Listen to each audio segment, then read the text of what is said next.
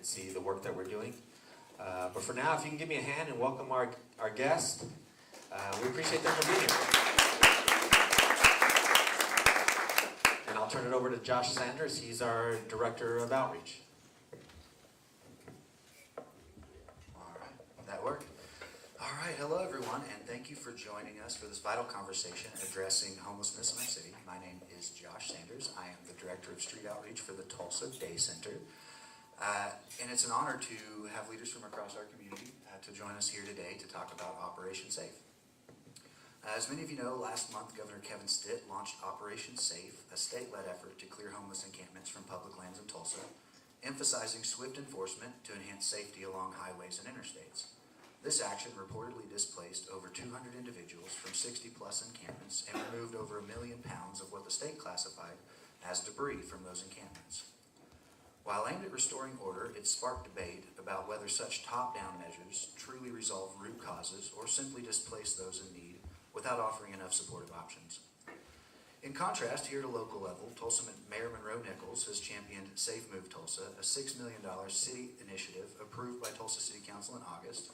This Housing First program targets rehousing 300 individuals, 150 from the streets, and 150 from the shelters by providing rental assistance for up to 1 year, wraparound case management support.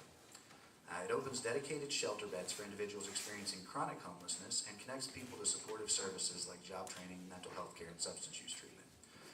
It's a proactive, community-driven response that prioritizes stability over sweeps and housing over displacement. These two approaches, one state-enforced, the other locally compassionate, highlight the complex push-pull in tackling homelessness. Enforcement for immediate safety versus investment in long-term solutions. Today, our panelists will dive into Operation Safe's effects on those experiencing homelessness while also exploring how initiatives like Safe Move Tulsa can complement or challenge such efforts. Please join me in welcoming Beth Edwards-Fedlick, Stephen M. Whitaker, and Evan Duguid, our panelists.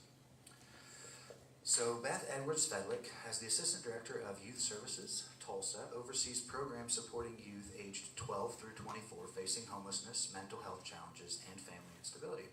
She's also the current chair for the Away Home for Tulsa Coalition, uniting over 50 organizations, including homeless service providers, public housing authorities, health care providers, and community stakeholders like the police and EMTs, with a mission to end and prevent homelessness across Tulsa County through coordinated housing, prevention, and advocacy.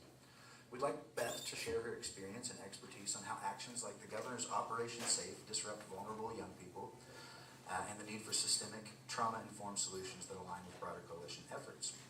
Recently, in response to Operation Safe announcement, Beth highlighted the strain on services, stating our shelters are overfilled, it's a complex issue, and it requires complex solutions that put people first, are trauma-informed, and proven effective.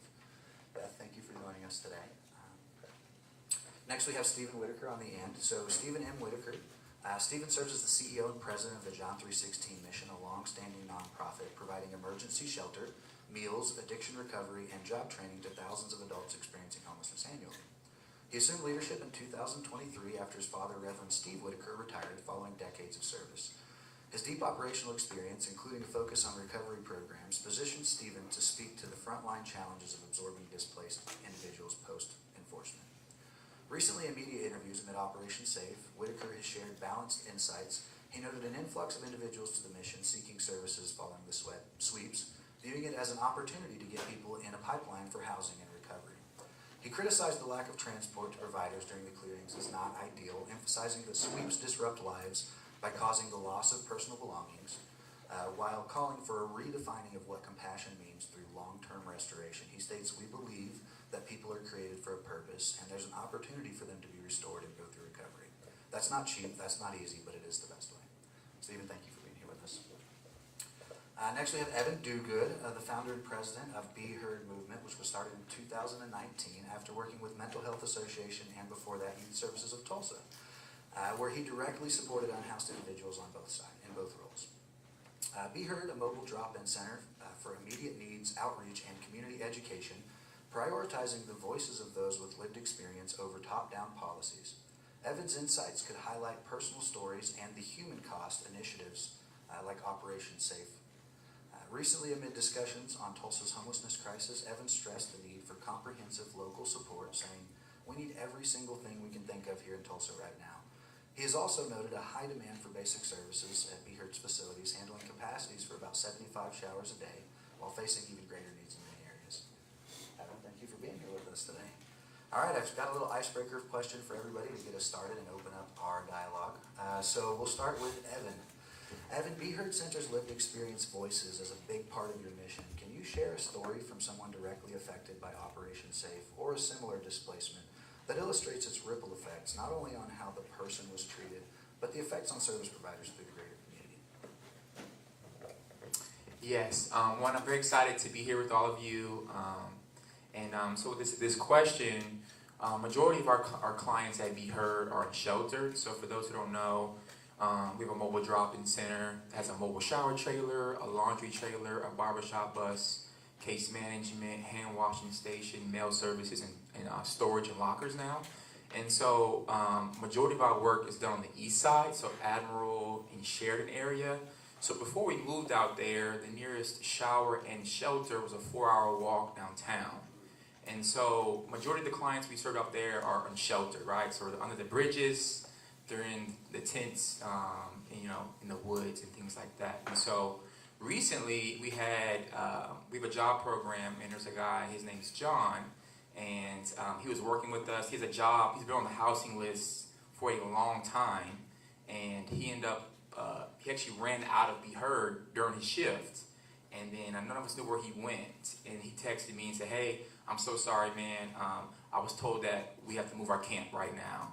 And so he had to choose between having a job or his belongings. And so, and I haven't seen him since that day, unfortunately. I've been texting him a little bit, and he's been really stressed out of where can he go to be safe. And keep in mind, he hasn't seen his case manager since that day as well. So this move has been really stressful, not only just the providers, but also our guests like John, who is on the housing list, who has the case manager, is doing everything quote unquote right, but it's just, I feel like the finish line, the goalpost is moving constantly where, once again, he's a case manager, he's on the housing list, but still, it's still not enough.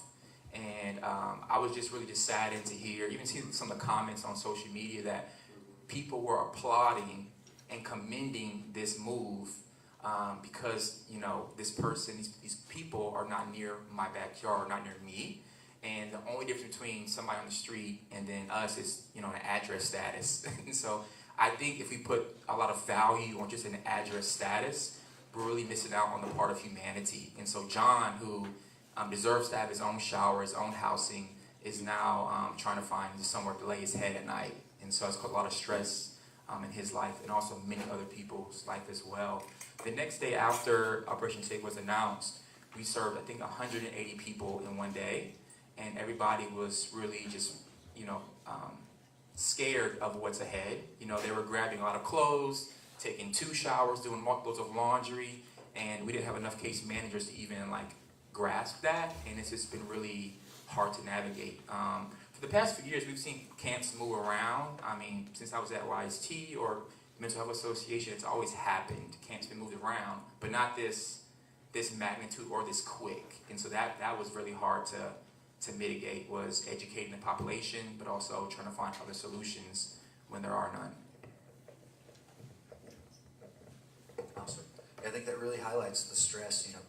Experiencing homelessness is very stressful in itself, and then you add the compounded layers of, I don't know where I'm going to sleep. Now I've got to worry about my stuff. I'm going to have to leave my job to go protect my belongings. That's a terrible spot for somebody to be in. I think that's an excellent highlight. Thanks, Evan.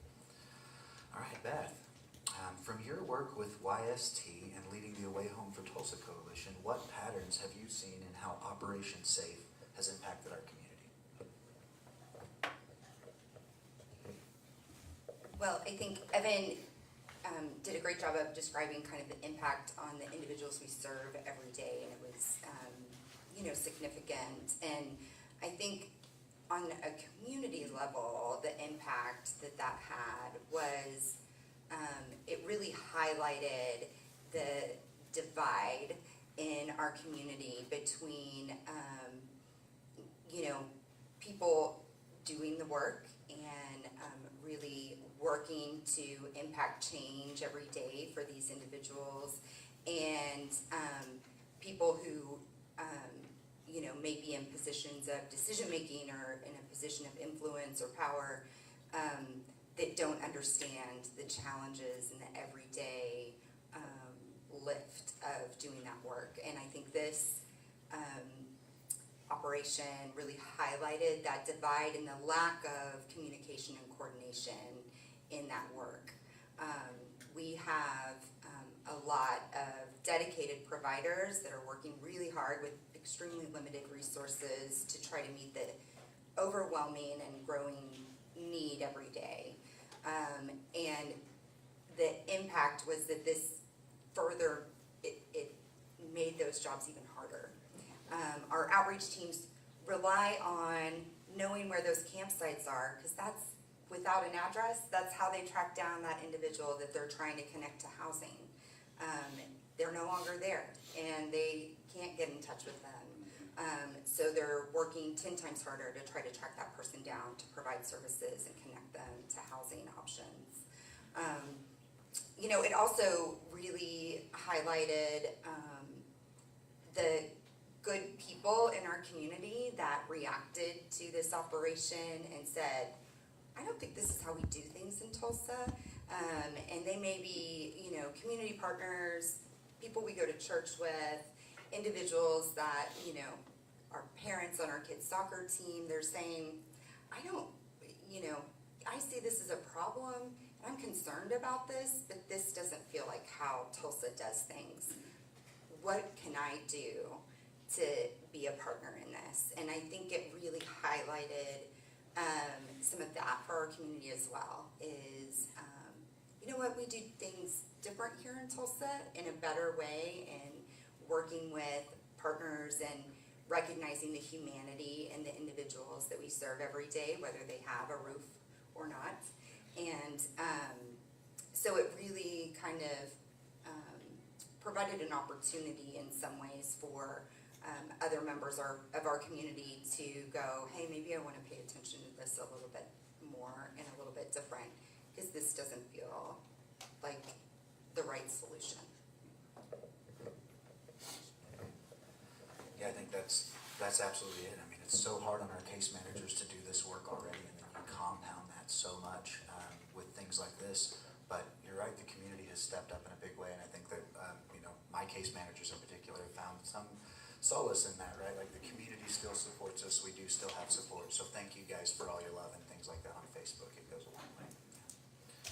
All right, Stephen. John 3:16 mission often serves as a safety net for people experiencing homelessness. Has the influx from encampment clearing strained your resources, and what unexpected positives, if any, have emerged? I'll get to the positives last, because that sounds like I might be a bad guy. But thank you for having me here and getting a chance to speak into the moment. Josh, we appreciate you all in the Day Center and all that you do. I think resource-wise, the number one, and we've already said it a little bit here, the biggest resource that's been compromised is trust. Trust is a resource in our line of work, and when we're challenging people to come into recovery for a year, or go into Overcomers program, where they're entrusting to us a part of their life, just like other big choices in life. And so I came in, there was a little latent influx for us, and I think that was the same here at the Day Center. I think those that were experiencing the sweeps during Operation Safe were on the periphery in some cases. They moved what they could, but they didn't want to lose it all. And they thought maybe this is going to go away. Well, we all know it didn't go away. And in fact, we were just discussing it's reemerged this week with full cleanups and sweeps.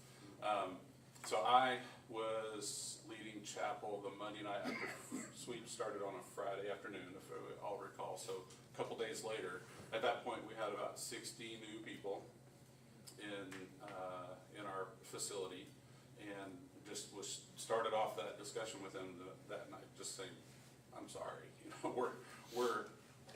we don't do business this way. We don't.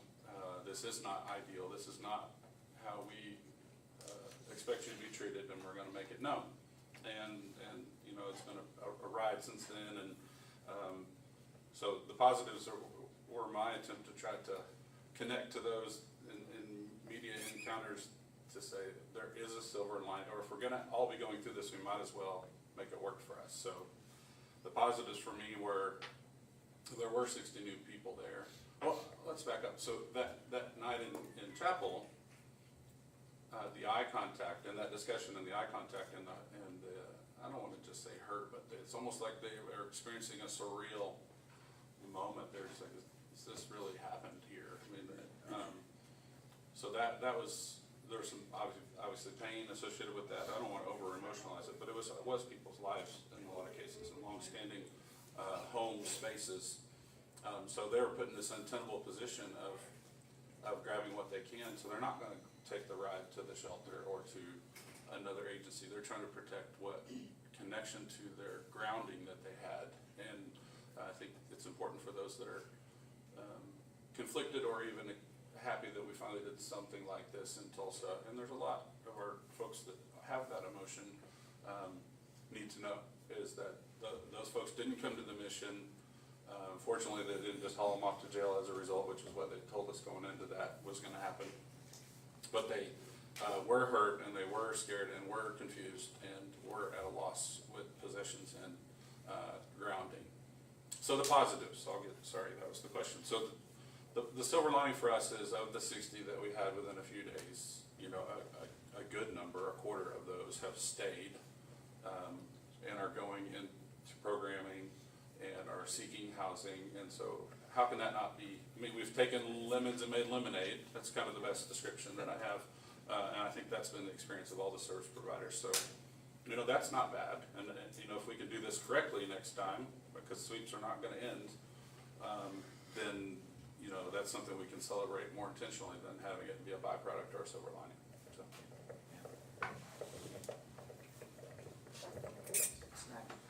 Yeah, I think that perfectly identifies it. Trust, I think you're right, is the biggest thing we've lost. Our teams have been out in encampments, and we're finding new locations all the time, and we go into these spots and people say, "Hey, you're not supposed to be here." And we're like, "Hey, we're here for services." And they're like, "Well, no, services right now mean enforcement, and we don't want services if that means you're going to be coming into our spot to find us." That makes it very difficult for people.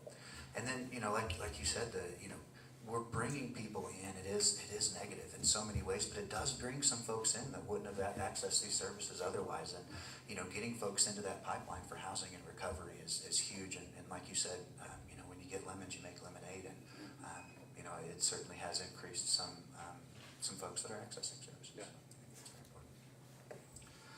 Awesome. Okay, so let's jump into some of our main questions for the panel. If you guys want to answer, just put your hand up and I'll hand you the mic first. So let's start out with question number one. What gaps, like not enough shelter beds or mental health services, have come to light during Operation Safe's encampment clearings? And we've already touched on that a little bit, but I think the more important part of this is how can the city of Tulsa and local nonprofits team up to tackle these challenges going forward? Yeah, great question. So the first Wednesday when Operation Safe, launched, some of our case managers go to court every Wednesday to advocate for some clients. And 7 out of the 9 clients who were there for trespassing, not saying those from Operation Safe, but for their prior, were all Be Heard clients. And so 7 of them, were on Admiral Sheridan area, getting services. They all 7 have a case manager, but they're all ended up, in that justice involvement case, right? And so for us, we're seeing a lot of, there's a definite need for more shelter, as we all can agree with that. But even outside of downtown, there needs to be more services too. The past few years, we all have seen personally some people who lived on the street but then didn't make it through the winter. And so I had to do a funeral with one of my guys. His name was David, and I went to the funeral, I should say, and I never met his family before. When I got there, his mom came up to us, and she was very just thankful for Be Heard, but her son, ended up passing away on the street, and we both agreed that if he had a housing or had more shelter spaces, especially on the east side, he'll still be alive to today. He had a case manager. He was doing the things right, trying to get a job, but he didn't make it out of homelessness. And so there's a lot of barriers that we can all agree upon that for more shelter spaces, more affordable housing, all shapes and sizes, right? And so it's just very sad when we see people, once again, congratulating this operation, but would never know somebody's name, right? That they're okay with somebody being invisible, but would never give them space to value their voice. I think that's a really dangerous space right now. And so with us, we're trying to be innovative. How can we, create an experience that people can walk in somebody's shoes for once? And so within the next few months, my friend Atlanta runs Love Beyond Walls, and he has a mobile dignity museum. And he's going to bring it here to Tulsa, and it's going to allow people to put some headphones on, walk through the shipping container, and be homeless for 10 minutes. And so I just want to give people a glimpse of what homelessness can be like, right? I just had a newborn baby. She's 2 months old, and I have not gotten a lot of sleep. So I can't even imagine how much our friends on the street who haven't showered in 3 months, 6 months, and haven't slept for full 8 hours in 9 months, how they feel each time they get moved around, right? They're frustrated, they're concerned. I mean, there's a lady named Miss Shannon, even yesterday, she was like, I don't even want to even live right now. And so people are getting bombarded with barriers instead of opportunity as well. And so that's just been tough to navigate as a provider. I feel strained because we don't have really an option for you outside of what we do during the day. And so there's a need for more services. I think the partnership collaboration across Way Home for Tulsa community has been great, but we still feel short, and that can be really hard to even case managers to even navigate as well. I think one of the unfortunate things that happened is we've been doing some significant work in partnering with the city of Tulsa as a Way Home for Tulsa partners to really work closely together to address this issue. And we're putting together the pieces of a puzzle to really, in a more effective and intentional way, decommission some of these encampments that are around town. And we were in that process as Operation Safe just kind of came in and bulldozed everything. And so we are making good strides in identifying ways that we can really partner with the city, work together as service providers to address this issue, because we do need to address the fact that we have a lot of Tulsans that are unsheltered in our community, that are not housed. No one should have to live like that, but also we don't want that to be what people see when they come to our city. And so we do need to address it, but there's a way that we can do it that is actually effective, has long-term success, has been demonstrated as, successful in other communities, and we are putting those pieces together with the city. But, I don't want to sound like a broken record, but these are complex issues. It takes a complex, intentional solution, and it's not a quick fix. And this, frankly, Operation Safe kind of it delayed some of that work because it really caused a lot of us to have to pivot quickly to focus on how to address that, rather than moving forward on some of our plans to work together for intentional decommissioning of camps. But I think that more opportunities like that, where we have government and social service provider partnership, is how we're going to actually make some progress and actually, have a visible impact in our community.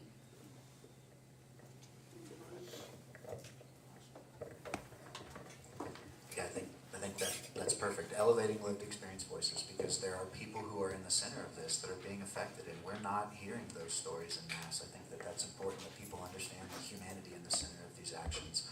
And then intentionality, Beth, I think that's fantastic, and it kind of leads into my next question. So For folks facing big hurdles like youth, veterans, and those with addiction or mental health struggles, what unintended consequences from Operation Safe might make homelessness tougher, and how can the community help? And kind of on that same topic with veterans and talking about intentionality like you did, you know, our community has seen nearly a 10% drop in veterans experiencing homelessness over the past 5 years, and that's substantial, and that is due to intentionality and funding that came specific for veterans and to help tackle that.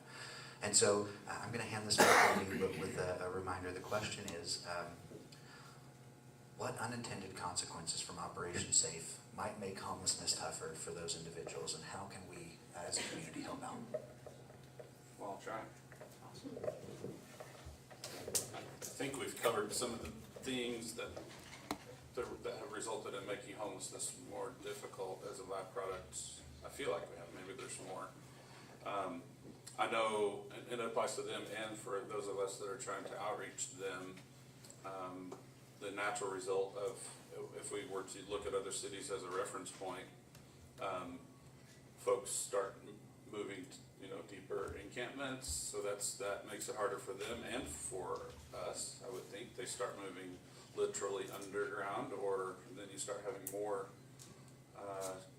structures being occupied, vacant structures being occupied. If you look at big cities and things where they're starting to crack down and clean up, that's dangerous for them and certainly will result in a legal problem, and it's hard for us. So that's, I think, one of the unintended consequences.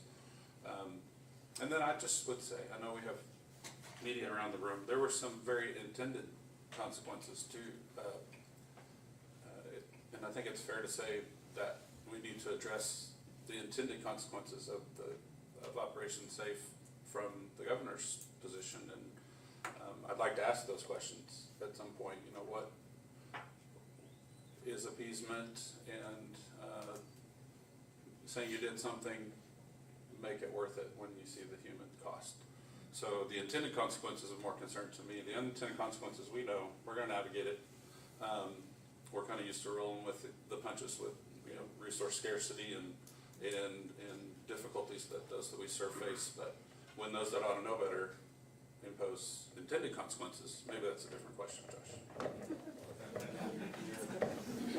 Yeah, I think that it's important that we do talk about that. I think our governor actually made a statement. If we do this enough, maybe they'll move to Los Angeles or somewhere like that. And I think that it's important that we talk about the unlikely possibility of that, right? It's not a reality for folks who are on the streets just trying to get by to even consider moving to another city, and it's absurd to have that as part of our intended consequences for something like this. All right, so let's see. Monica, how are we doing on time? You got about 15 more minutes. Awesome. We've got time for a few more questions. Okay, so I want to get into this one. So everybody at this table is big on trauma-informed care for folks with lived experience. How could Operation Safe have tweaked its approach to better protect the community and to include some lived experience voices to apply a more trauma-informed approach? That's a loaded question. I just don't know who Operation Safe is safe to who. I didn't understand that part of it, right? So I'm trying to battle that in my head right now.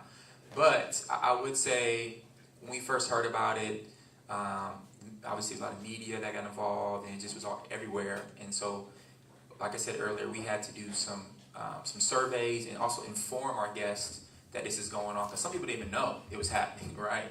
And but they were already moving camps even before it happened really fast, right?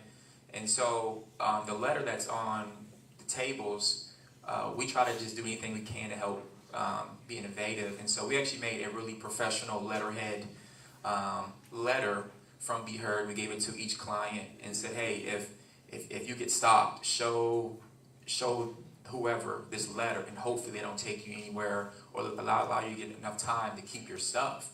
And not saying it worked every time, but we got a lot of phone calls from people saying, hey, is this legit? Is this true? And yes, and they would actually leave them alone. And so I think being innovative and creative in this space is definitely important.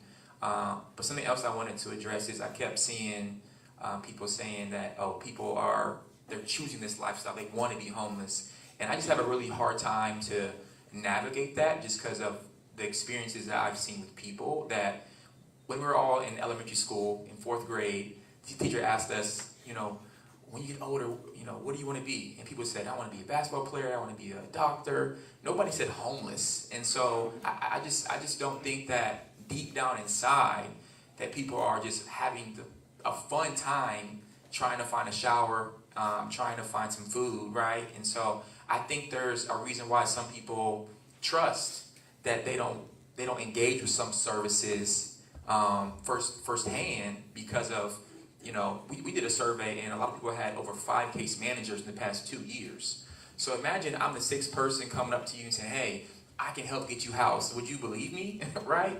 If you went to a restaurant and it was bad 5 times in a row, you're not going the 6th time. So trust has also been broken, right? And so I think that if we could figure out being more consistent as a case manager, and that's even a higher conversation, but nobody truthfully wants and is loving to be homeless. And I kept seeing that over and over again. And so this year we heard to serve ages 3 to 77, and I can't imagine being a 77-year-old and people are don't know your name or don't even care to know your story, but saying, oh, you're lazy and you chose this lifestyle.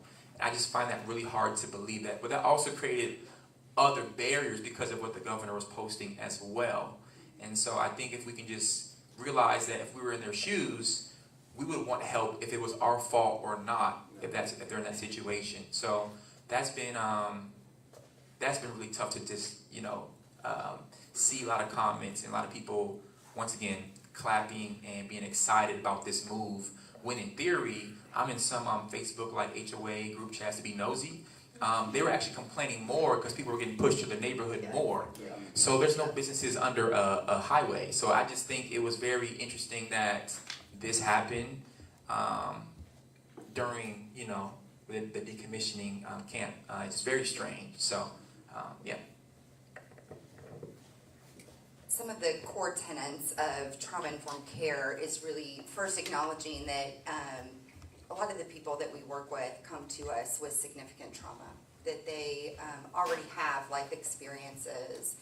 First of all, experiencing homelessness is a traumatic experience in and of itself, but most of the people that we see have other layers of trauma that they are bringing with them when they come in our doors or when we encounter them on the street. And so acknowledging that people already have this trauma that they're bringing with them, and that our services, our intentions of helping shouldn't cause more harm or more trauma to them, and that and trauma-informed care practices also really centers that person in the work, and it really circles around that individual and what they need, and that they are experts in what would help them get out of the situation that they're in. And those tenets couldn't be more opposite than kind of what we saw being put in place. But I think value. You talked about people with lived experience and how we rely on those individuals, and I think that really is what helps inform our work at Youth Services of Tulsa. I know your all's work, and it's a key piece of A Way Home for Tulsa because it helps us focus on not what we think will help, but really elevates individuals who have been there and can say, this is in fact what helped me. This is in fact what I needed when I was in that place, and helps us stay focused on that. And there was no opportunity in this process to elevate those voices. And in fact, they were, I think those voices were dehumanized and undervalued, and that is, just a really unfortunate consequence of some of this work, and a key piece in successful interventions that was just totally missed. Well said. Okay.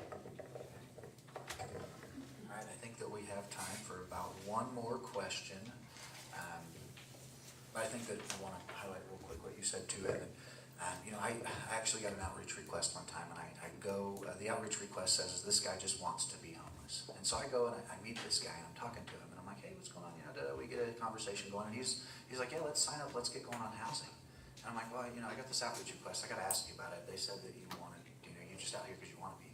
And his response was, I don't know them. Why would I tell them my story? It's none of their business. It's easier for him to say, yeah, I'm happy, and to get them to move on out of his business than it is for him to explain, no, this is terrible, and I've tried 10 times, and it's unsuccessful, and I can't get there. And so, yeah, I think that's huge. And then, what you said is elevating that voice. It's so important for our community.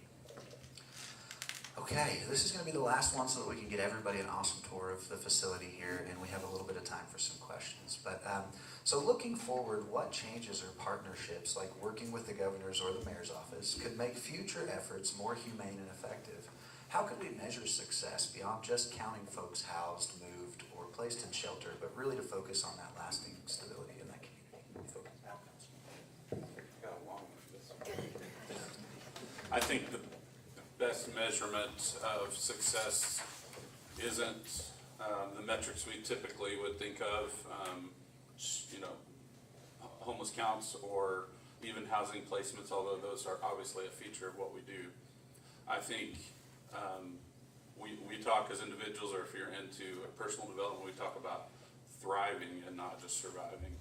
And I think it's not just John 3:16 mission, but it's all of us want to see that for those that we serve here, particularly given they meet the definition of our neighbor and they're not from somewhere else.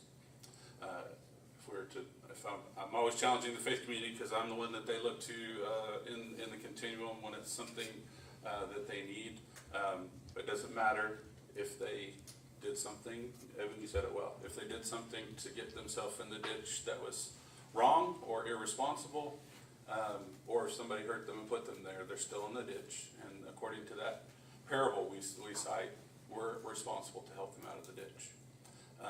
Now that doesn't sound, I think it's a good descriptor, but I even think of our river, outreaches, it's the embankment there, and being up on Katy Trail or something, and looking down and having that mentality. But I think we measure success, getting back to the question, with community vitality that's defined by folks in the homeless community have experienced homelessness and are moving through recovery or whatever they're in need of into housing. That's attributable by community around them, mentoring, support groups, church community, not haphazard housing where we just place and forget, but a place where they can really thrive and be reintegrated fully into community. That it doesn't always characterize for some that are disabled as someone that's working, but a lot of the times people are back to work. They're reconciled with the law and with their families, and they're able to have another shot at life. That's how I would define success, is full restoration into whatever they dreamt. You said it also well, and nobody dreamt about being where they are. They would have never imagined, and they're scared, and they need an opportunity to get it back. And we try in the continuum, or at least from my challenge to our team is to believe for them until they can believe for themselves again. And that's, rebuilding hope is difficult work, and we need to fully invest in that, whatever it means. So whether we're celebrating this or not, surely you can get on board with giving people from your community another shot if they want to work their way back. And so that's my definition of success. I think some of the ways that we can continue to actually partner with state, city, county, government in doing this work is acknowledging that partnership is going to get us further. And if we take a beat and work together, that, that will, create momentum and have a more powerful impact. And it will take all of those levels of partnership to really, solve homelessness and in our community. And, so I think making sure that everybody can kind of identify their piece of it. The state level, we need support with laws and policies that help, help us support those individuals in getting out of those circumstances and doesn't create more barriers and make it more difficult. We need all government levels to identify ways that they can help fund and support the work. And so I think there's lots of opportunities for us to work in coordination, and will actually get us a whole lot further. And it's really just about communicating with each other about what's going on. Awesome.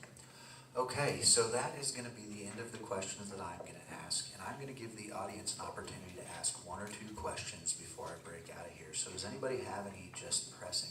Go ahead. So it was said that they offered to bring the people from the encampments to the facilities. How many did you say? They didn't bring any. Beth? They made the No, You yeah, heard? I don't. And that goes back to the trust, right? Like, they weren't getting in a highway patrolman's car to come to a service provider. It was untenable. They have what's left of their belongings Yeah. on it, They said that they would bring them to a But community they- with their belongings. Josh, did you get any here? So we, I don't know that we had a huge increase in folks that were transported by the police. We did see an increase in folks that arrived, but not that were Yeah, transported. That's to their own. Yeah. They arrived on their own? They did. Okay, but not with, they didn't actually bring them here like they said. but to that their they- credit, they didn't go to jail either, so I guess that's we're true. supposed to be happy about that. I guess so. Okay, do I have time for one more question? Okay, one more, and then we're gonna move on. I saw your hand come up when I first said it. Go ahead, right there in the back. My name's Tyler Clark, I'm from Tulsa Job Corps. How can we further support your youth? So we already partnered with Youth Services of Tulsa, for John 3:16 and for Be Heard. How can we further support your youth? Because right now with the Department of Labor, we are allowed for expedited applications for youth that are experiencing homelessness. So I would like to connect with you all to see how many more of your youth can we take on with our beds. You have to remember, we have 3 job corps here in the state. We have Tulsa, Guthrie, and Talking Leaves. So we have 3 centers with 200 plus beds available for youth 16 to 24 that are facing homelessness. Okay, awesome. Let's catch up after this and let's answer that question Yeah. together. I had one more hand up. Right, so often with trauma, empathy is extremely important, trust is extremely important, and I think you guys all know that because you all work with trust and trauma. So my question is for you guys and for regular people who are just wanting to volunteer, how do we restore that community trust and the feeling that these people might feel that they are seen and safe and cared for? Yeah, I love your heart. I love your heart. I love to connect afterwards. I would say a lot of people have been volunteering since this it was announced, and so people have been coming to volunteer.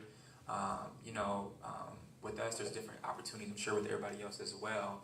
But we'd love for you to stop by, and people have been dropping off like handwritten, cards and notes to give to the guests after their shower, and so there's that question is very it's a broad question, but it's so essential for each service provider to have that level of dignity and compassion, just because for us at Be Heard, we love saying their name or the street name, and sometimes they haven't heard their name in months, and people get kind of a little startled, like, oh, you know my name? And so I think just even knowing somebody's name, even if you're at a red light or a stoplight, just a simple wave. They may not wave back, or they might, but at the end of the day, you acknowledge somebody. And I think earlier the question about lived experience, I think people are getting to the point where we have a voice, but nobody believes me. So I think that's a really terrible space to be in, even as a service provider, where we're advocating to the government that, hey, housing first, more affordable solutions, and we're just getting a head nod, and I'm gonna do Operation Safe. So I think everybody's feeling that way, but just sitting there and listening to them is key. Okay. Awesome. All right, guys, it is tour time. So thank you so much for, Mac, you got something? No, you got something? All right, Mac's gonna come on and share some thoughts with us here. No thoughts, just a thank you. Okay. Guys, let's give this group a hand.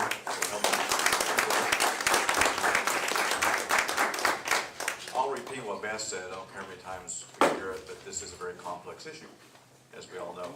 If we had the magic bullet, we'd already found it, I think. Yeah. I think we would have already found it. But a lot of things going on right now. I know there's a city council meeting this afternoon discussing the things that you may have read in the newspaper this morning. I'll probably head over there for that.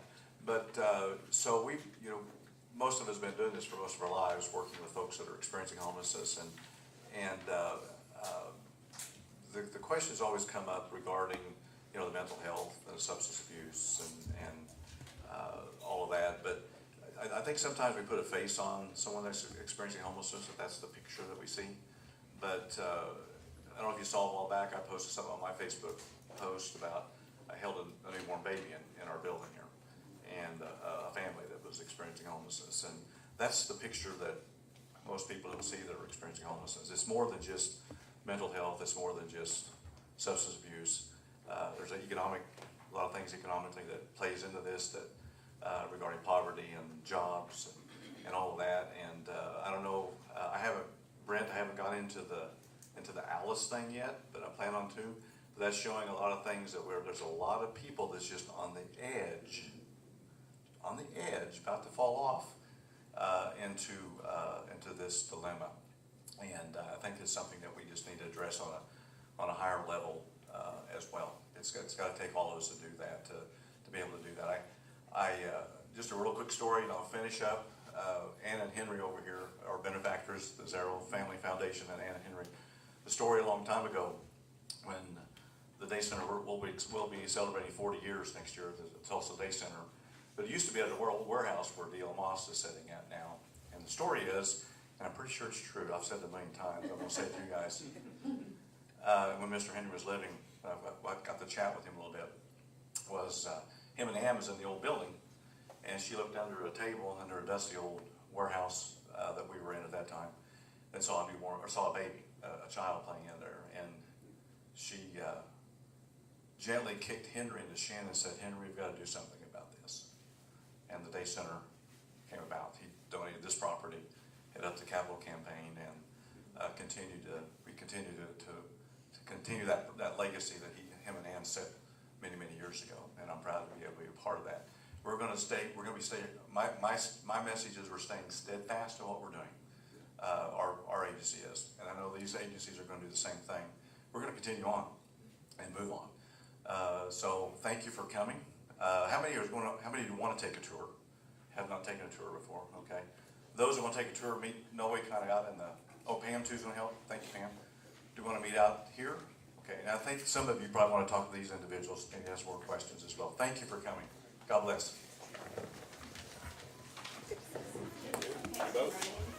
Fun. Go on. I know, that could have.